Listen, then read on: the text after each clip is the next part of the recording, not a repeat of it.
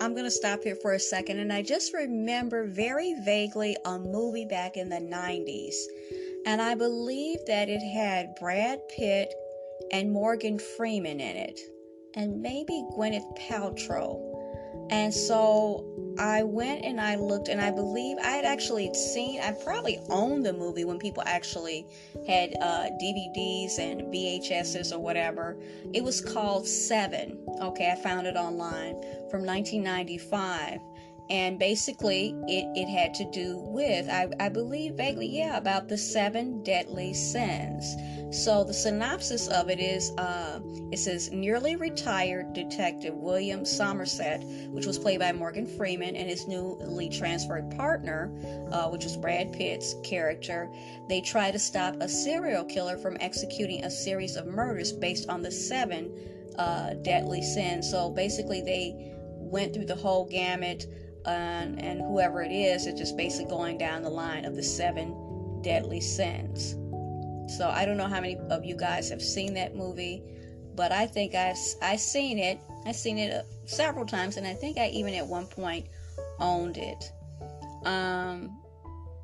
Before we move on with this particular article from Christianity.com, I want to also say that in the plot on Wikipedia, it says photographs reveal the victim was restrained for exactly 1 year. Somerset surmises the murders are based on the Christian concept of the 7 deadly sins, and then they talk about greed, sloth, and so forth and so on. So yeah, there's a lot of movies that in our own culture that also deal with this particular topic, such as gluttony, as well as what is considered to be the 7 deadly sins.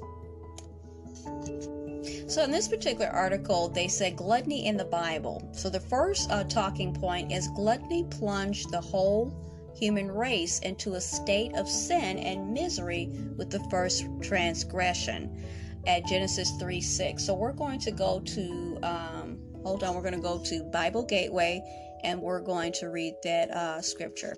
All right, Genesis 3:6. When the woman saw that the fruit of the tree was good for food and pleasing to the eye and also desirable for gaining wisdom, she took some and ate it.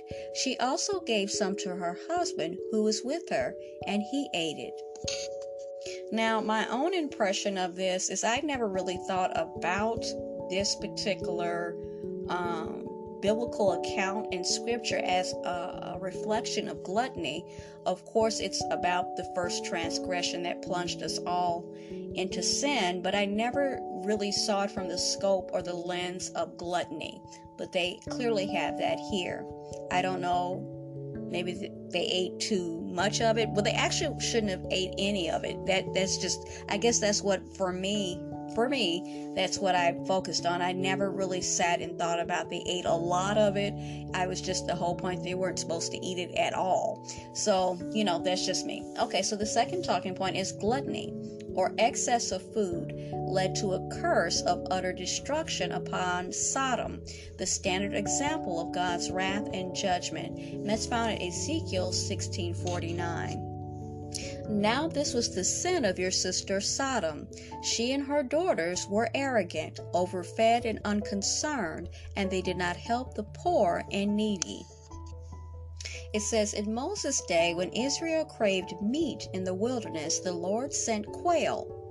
While the meat was yet between their teeth before it was consumed, the anger of the Lord was kindled against the people, and the Lord struck down the people with a very great plague.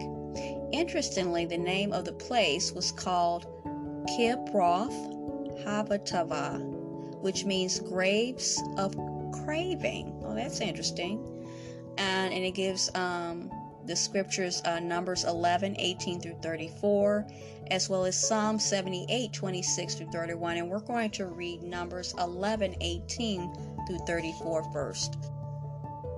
11. Now the people complained about their hardships in the hearing of the Lord, and when he heard them, his anger was aroused. Then fire from the Lord burned among them and consumed some of the outskirts